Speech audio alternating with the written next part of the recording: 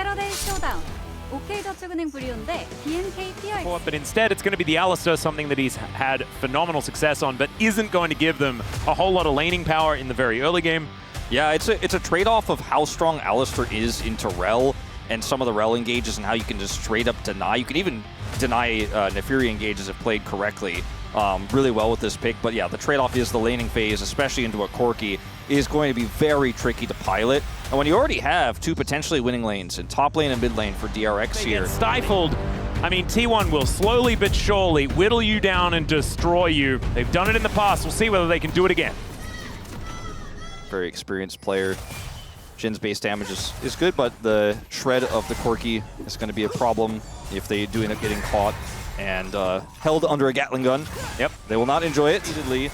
And Aurora can win out those trades early as level 2 for Keria. Yeah, gets a pulverize here as Deadly Flourish out, and Andil is in trouble. Lit on fire here, holds the flash until the last second. With that much mastery into, he was already good at it at that time. Is now Yukao closing the gap yet again. Another electrocute proc. He only needs to hit another area. I think Yukao may need to use some abilities. He flashes, Sponge is here, but Yukao is really dead. That is going to be first blood going over to Ona. He turned in this mid lane after this play. As you can see, Yukao goes invis, tries to use the weirding device space to get back to spawn. Followed him with the flash. Yeah. Keria pretty good at this game, isn't he? He is quite solid. Early map prowess. Well, speaking of, standing on vision, does manage to crash down, gets himself away, and also eats an ignite.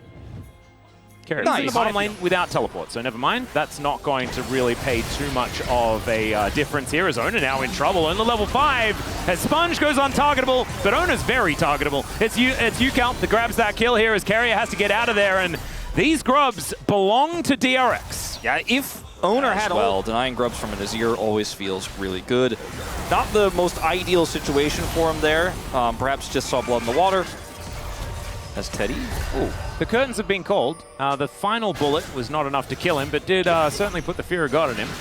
Andil will get knocked up, but does Shattering Strike Ona here as well. Andil just really wants to make sure this Brambleback goes over to it. And you're winning out. Oh, Keria going for it once again here as Yukao trying to use his wall here and does manage to do so in the end. Even Keria taking a lot of damage in trade. But putting that ult on cooldown. Big deal. Sponge throwing some daggers around. Doran was on the mind because he's in the top lane without Equalizer available. So won't be able to affect this fight here. As Yukao, once again, softening up Keria. He's only level 4, as that's a steal from Sponge. And Ona now trying to get out of there, but I don't know whether he's going to be able to. They just close the gap on that Crescent Guard as Faker looks for the Emperor's Divide. He gets it. Sponge goes on targetable, flashes from Keria, and Keria will be taken down. It's Andal that gets the kill, but now he's right on top of this teleport. The curtains, they've been called, doesn't land onto Sponge for the last bullet, and it's highway robbery! Flash that headbutt pole. That would have been like one of the classic Keria God plays, you know? Gets the 3-man knock-up, then all of the AoE is layered. Doran might actually get there in time. Oh, it's a bit of an unfortunate situation for Grubs now for DRX as well. Yeah, they get dragged. They're looking for more. Well, Keria only level 5 here, and Sponge still trying to keep it interesting, but T1 should be able to get 2 of them. Good untargetable there as Andal. He's got other things on his mind. Shattering Strike comes down as Doran uses a very defensive ultimate. Yukao still doing a lot of damage though, as we can see, as Sponge is just bouncing around the rift. Another teleport to come in, this time from Faker. And Rich has followed suit, looking for an angle here as this scuffle will continue. Faker bleeding for now, but it's Andal that's the target, and he will be taken down immediately. It's traded, though, as Ona. That's a phenomenal ult, but I think he's still dead. The bleed is ticking, and he's still going to be taken out. That is a Yukao with a double. And this game. I remember, too, at the beginning of the fight, Yukao had an opportunity to ult to kill Doran and decided not to use it because he knew there was higher value. Yukao. What a sick play there from Yukao. The tins have been a little bit weird. Maybe it's just baked beans sometimes. As now Andal finds himself a cow. Keria still level 5. And Andal has that Magnet Storm available. They're not going to be used. Well, Sponge going to get poked out here. We have to remember T1 do have scaling on their side. So DRX need to keep up the pace. Owner is going to spot him out. These daggers are not connecting. Rich on that flank angle, but he's on that ward. And headbutt out. No Magnet Storm for you, Andal. Still Carrier taking a lot of damage. That is going to be the Drake going over to Ona. Somehow that Shock Blast is actually going to miss. That's going to force Rich to flash away. Some decent damage here from the Between Worlds, but the answering Deadly Flourish is too good. And there is the shutdown. Really over. Well, there's an Emperor's Divide.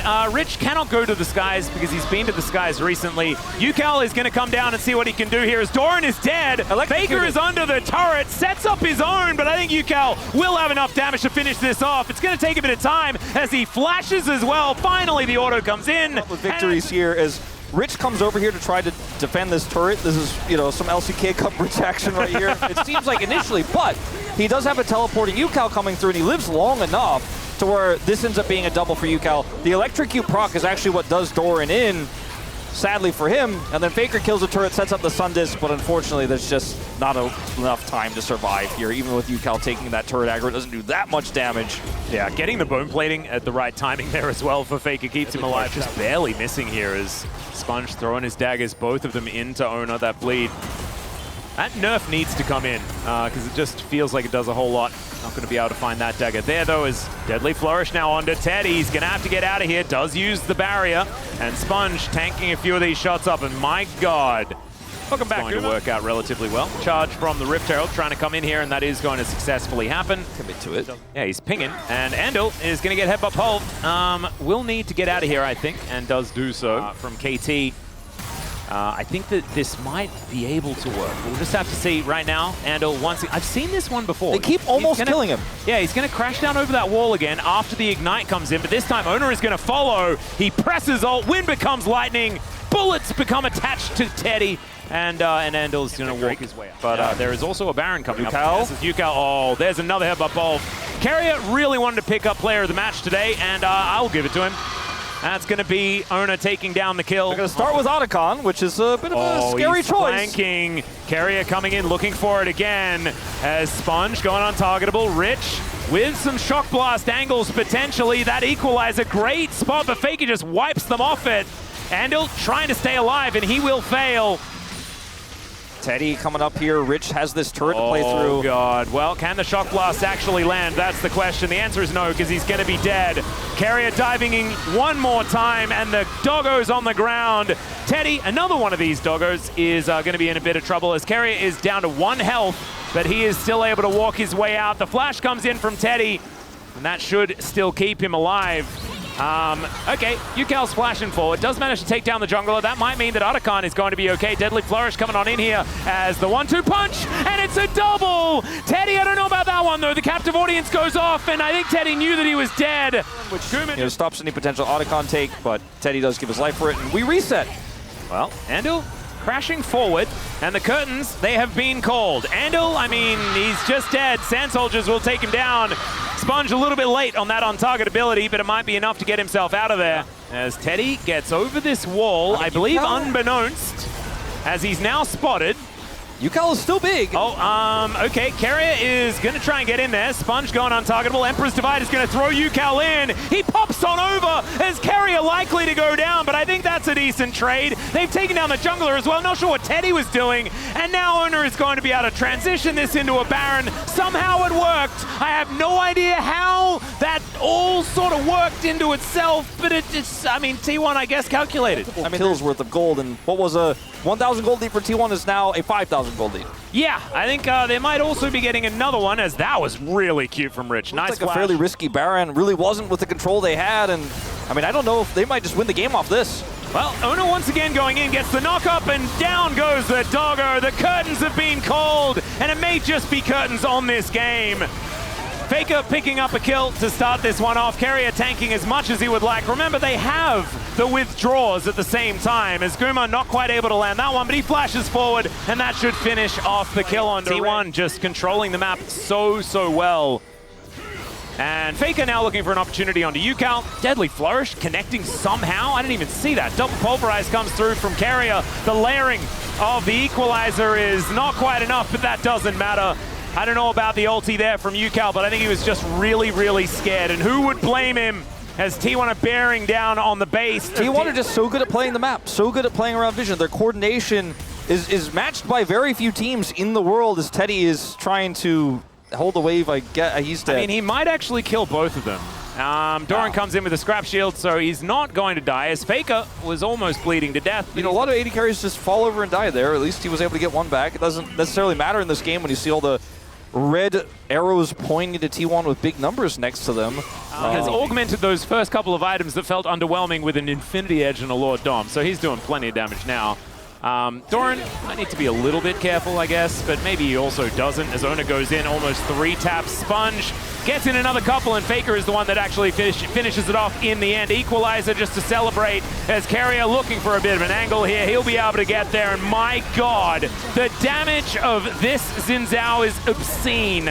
And it's actually Gumayusi that finishes off a bunch of these kills. Doran, maybe move a little bit further out so you don't die to the Nexus turrets, but it doesn't matter. It's an ace. That's going to be the Nexus going down, and T1 in their first game looking pretty good. 다음 더블에 럼블 공갈 생각해봐. 그렇게 총알 없다. 당했다. 야, 물린다. 봐도 돼. 그렇게 딜 못해. 좋아. 코르키 높여. 여기 갈게. 비벼. 그렇게. 높여.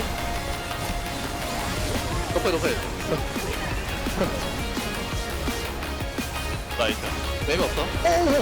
맵이 없어. 왔어. 끝내자. Took the bull by the horns. I think at the moment, definitely a front runner for me as far as the POM is concerned. This guy's Alistar is so good. It's obscene. I imagine the narrative vote is towards Gumayusi for now, but we'll have to see what happens throughout the rest of this series. Pretty strong. And it's one of the strongest level 1s as well. Carrier will end up with this Rakan, which is kind of risky, to be honest. It's tough to engage on most of these champions. Like, Ahri is very mobile. Vi is not necessarily the target you want. She can engage on you as well and lock you in place. Not a lot of incidental damage, though, on DRX right now. Often it has to be like a skill shot lands or something like that. There's no equalizers you're going to be dancing through. So if Carrier plays it really well, he could have some pretty amazing these Ona Faker games where they just roll over the top. Let's jump onto the Rift and see whether that does indeed happen. Yeah. You may have guided a lot of ships, but Faker has certainly guided a lot of ships, you know what I mean? If Faker was to blow up, would it be larger than Beetlejuice exploding, which is apparently something that is happening currently towards his red buff, but so is Sponge. Doran pulled back here as Rich having a pretty good time. Looks a little bit like a Skell from Xenoblade Chronicles X-Wolf in this skin. As Handel shows him the door. Not too much else going to come of it. Yeah, no. Trying to get that bite. Still no real punishment here. Azona's going to move in. That's Sponge that locks that one down. Yeah, that was bizarre. Yeah. Quite early. Of the Vault Breaker there. He will be able to go back. Should be A-okay. You can see only 4 minions behind or something like that. As, oh dear, Doran in a little bit of trouble. One more and the flashes need to be traded. Doran will survive, but this is looking dicey. Why did you walk up? Oh my God, Why did he walk? Oh God, if there was another if he died, I would have lost. Still onto these grubs. Oh dear, okay. Still, that doesn't mean that Sponge can press an R button because he still doesn't have that one available. One grub has now been taken as Carrier looking for a grand entrance angle. The charm goes wide. That could spell the end for Yukal, but still looking for an angle. Flash out from Sponge. As Guma level 5, but does have that make it rain to slow him down. To get the faster group there. And it's just moments like that where you're like, sure, 200 gold down, doesn't matter. As Carrier, he's just going in. Ona might be able to take away the blue buff, but no, early smite there. As once again, had roamed up from the mid lane. And Carrier thinking about trying to find an angle here. Winter's Bite coming on through. Connects onto the Rakan as they turn their attention to Gumayusi. Level 6 now picked up. Teddy with the arrow. Well, there was an angle there for an arrow. A very high bar that you set, so plays like this looking good. Whoa, that was a pretty good arrow. Actually connects, nailed it onto Ona. Well played. Accurate. Nice play, Teddy. Extraordinarily even. 3 grubs went over to T1, but that is it when it comes to the objectives. Ona looking to augment that with a dragon at the same time, but now Sponge has an R button. Presses it, the charm is going to be found here, and this is the Ahri Vi combo. Not a lot Faker can do. Goes down very low, but Carrier, not enough to save him, and he's going to have to flash to safety. Yeah, certainly things are happening. Yeah, I think it might be a ruinous game, you know, with all the damage. No, not quite, but Ruinous game with like a 9-minute first blood. Actually had to say, look, they're playing too far back. We can't engage on them, and also we're losing plates, so they had to make the decision to back away. Ooh, another smite actually available here for Sponge, so he'll be able to grab the second one, but still 4-2. Small advantage. These next few fights are really going to be where the game breaks open. Ooh, Sponge with a wraparound. Oh dear. Doran could be in a whole lot of trouble here as he's not able to ult his way out. Good sidestep there as now Carrier comes in. Vault Breaker right on top of him. Gets the quickness down, and Sponge is now the target. Infernal Chains not really doing too much as Andal. He comes down. Nice arrow just supporting the rest of the team as it sails by. Maybe there were snacks on it and they got to pick a snack off the arrow to find some sustenance or something like that. Otherwise, it didn't do anything. There was not a whole lot of vision for DRX on the river. I think that's part of why Sponge decided not to ult Carrier there, because he was scared about what it could mean for the upcoming fight. Is Andal? Yeah, Andal is all the way up, but he's able to stand beside Sponge. And Faker finding some chains here, looking for the solo kill onto Yucal, but once again, it's going to be a charm landing. Meanwhile, more fighting here towards the bottom side of the map as the flash over the wall there, and another stand beside me. Worth if they just give this up. TP going to come down to try to defend it. Yeah, so down he goes. Faker should just be able to focus on this, though, and you can see that is exactly what he wants, and there it is. Feats of Strength going on over, and the charm is even going to miss. Sees an angle to commit to that fight, but otherwise can just get Feats of Strength and turret gold by finishing it off, and that's exactly what he did. Ooh, Owner and Carrier all diving in. There's a public execution, and Rich, in the blink of an eye, is just dead. Out of some big turrets that T1 are killing with their Grubly. Still connects. Nice catch by Owner. Yeah, it may have missed, in fact. As cease and desist does come on through, Owner will, in fact, cease and or desist. The living thing, yeah, he's not feeling too great about it. Does get a bit of a heal as that's a great charm from Yucal, but another public execution as Teddy flashes out of the way and will be able to survive. Yucal grabbing that kill, big deal to try and get some more money onto the Ahri. His Rod is later, so he'll get more value out of the level up he'll get, but unfortunately he won't be here for this dragon, so it looks like DRX are just simply going to take their first of the game. Say about things written on tins. Yeah. What does it actually say on the tin? As we're going to have to hold that thought. Owner throwing Sponge out of there. Delivered underneath the turret is slightly suboptimal, and immediately Sponge just goes down. Can they get the answering kill, though, as Doran is dancing away from the fight? Charm connects onto Faker, but he is still looking for more. Chains go wide. Rich still at full health, and Faker may have overextended, but he's got another dash. The cavalry are coming down, but they're seen on the vision as the quickness dives forward, and there's the bullet time. They take down the Rakan, though. It was an awkward situation, and the turret is also going to fall. Ultimately, in the end, I think it was just completely even. Yeah, it's just a 1-for-1 support for jungle. And Valdez didn't even learn about what was written on the tin. Yeah, and he gets into the pit. Now it's an opportunity to kick out onto Andal through Rich here. But it is going to be Faker that locks down the dragon. That's kind of crazy. Sponge goes in, but Rich is in amongst it as well. The bullet time interrupted pretty quickly, but DRX are just kind of melting. Finally, they find some angles, and Rich getting the huge heals as he looks to exit. It was an even fight until then. Faker dives forward, looks for Rich, but he doesn't get it. The Infernal Chains, and it's Yucal that locks down the kill. Orbit Deception coming on through here, but there's a right click, and Gumayushi's able to take down a single ward. Yeah, it's exact same situation as game 1. All right, well, the arrow is going to connect onto Doran. This Otacon is extraordinarily low as Yucal looking to make his way in. The public execution is fantastic as Faker is going to turn up as well. He picks up an arrow. Down goes Carrier to start this one off, but Faker's gone golden. He's bought so much time, and Rich just cannot do enough. He's now looking to get onto Doran in that backline, but he's just a distraction. As now Rich flapping after them, looking for a bit of an angle here. But yeah, I mean look, that bullet time just didn't feel like it did quite enough as Doran once again caught out of position. The Infernal Chains pulls him back, but he uses the ulti, and Sponge is actually the one that falls down. This time, Carrier is able to keep himself alive, and Rich is trying to be the hero, but it's not enough. He's CC'd and put down, and now T1 will find themselves that advantage they've been looking for. And we had the fight, you know, we jumped into it a little bit late. I'd love to see exactly how the setup worked and how DRX thought they were going to win that exchange or the engage there. But put themselves in such a risky spot, and Teddy is just not able to actually front to back with his team when the front line goes. Is going to stop Andal from following up, and Chains are going to connect. Faker going in one more time as World Enders happening across the board. But with a Mountain Soul available, I think Faker is definitely just a distraction at this point in time. Yeah, I mean, DRX are playing like they're the ones who have the withdrawals. Oh, good dash to get out of the way of the arrow. And in the meantime, it is going to be Mountain Soul. Faker will be taken, or at least withdrawn. And now they're going in. Okay, Carrier is going to deliver Sponge to the rest of the team. And I don't know about that one.